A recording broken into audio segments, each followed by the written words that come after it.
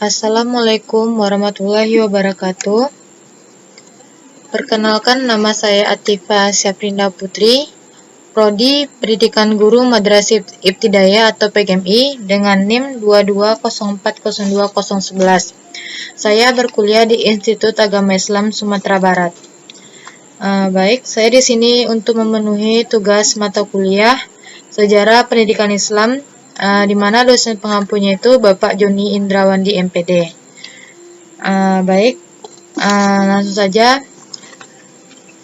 Materi yang akan saya sampaikan yaitu pendidikan Islam pada masa penjajahan Jepang dan Belanda.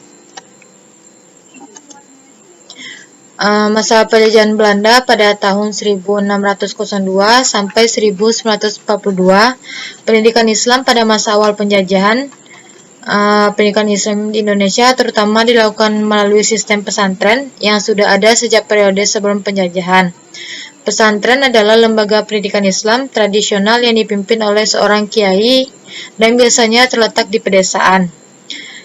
Pendidikan di pesantren berfokus pada studi agama Islam seperti Al-Quran, hadis, fikih atau hukum Islam, dan bahasa Arab. Jadi metode pengajaran pada umumnya yaitu ceramah dan hafalan.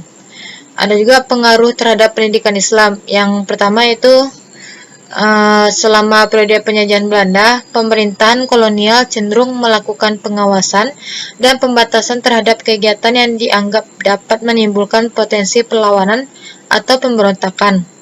Hal ini termasuk pendidikan agama yang dianggap berpotensi menumbuhkan semangat nasionalisme dan perlawanan terhadap kolonialisme. Meskipun begitu, Belanda tidak sepenuhnya menutup atau menghapuskan pesantren, tetapi mereka mengawasi dan membatasi perkembangan pesantren. Yang kedua, pendidikan Barat dan sekularisasi. Belanda memperkenalkan sistem pendidikan Barat yang lebih sekuler dan berorientasi pada ilmu pengetahuan dan teknologi, di mana menciptakan perbedaan yang signifikan dengan sistem pendidikan pesantren tradisional yang lebih berfokus pada ajaran agama. Beberapa orang tua Muslim kemudian memilih untuk mengirim anak mereka ke sekolah-sekolah yang dikelola oleh pemerintah kolonial atau sekolah swasta yang berbasis Barat, meskipun ini tidak menggantikan sepenuhnya pendidikan pesantren. Selanjutnya itu pendidikan Islam pada modern. Menjelang akhir abad ke-19 dan awal abad ke-20, beberapa tokoh Muslim mulai mendirikan sekolah-sekolah Islam modern yang mengintegrasikan kurikulum Barat dengan kurikulum agama, yang dimana merupakan usaha dan memberikan pendidikan yang lebih luas kepada generasi muda sambil tetap mempertahankan identitas Islam. Dengan munculnya kesadaran nasional di akhir periode penjajahan Belanda, terutama menjelang pertengahan abad ke-20, muncul kesadaran nasional yang lebih kuat di kalangan umat Islam. Hal ini mempengaruhi pendidikan Islam dengan dorongan untuk memperbaiki dan memperbarui sistem pendidikan Islam yang lebih relevan dengan kebutuhan sosial dan politik zaman. Pada masa penjajahan Jepang, pada tahun 1942 sampai 1945, di mana kebijakan pendidikan Jepang selama penjajahan Jepang terjadi perubahan yang cukup dramatis dalam kebijakan pendidikan di Indonesia. Jepang berusaha memanfaatkan pendidikan sebagai alat untuk memperkuat kekuasaan mereka untuk menggalang dukungan dari rakyat Indonesia. Yang pertama yaitu pendidikan nasionalisme.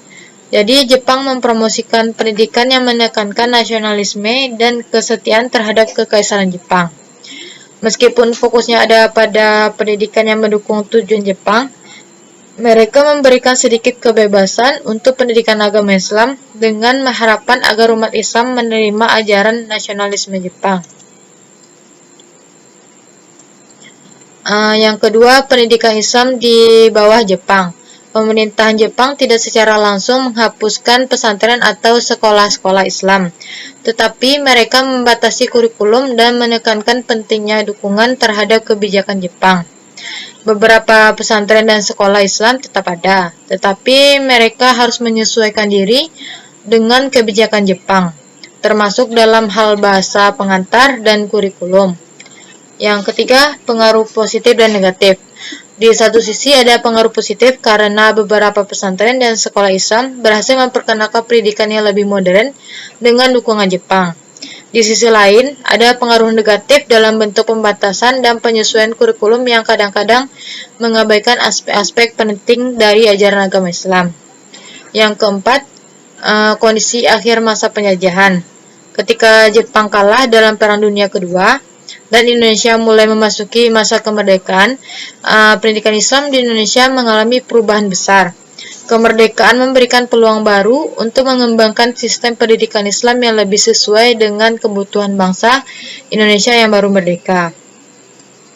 Jadi kesimpulan yang dapat saya sampaikan itu, selama masa penjajahan Belanda dan Jepang, pendidikan Islam di Indonesia menghadapi berbagai tantangan dan perubahan.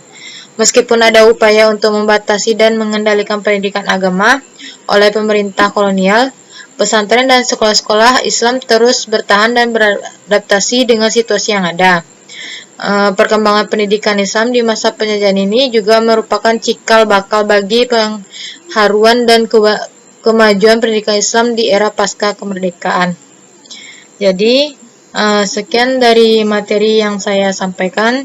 Semoga bermanfaat. Mohon maaf atas segala kesalahan dan kekurangan. Saya tutup. Billahi taufiq wal hidayah. Wassalamualaikum.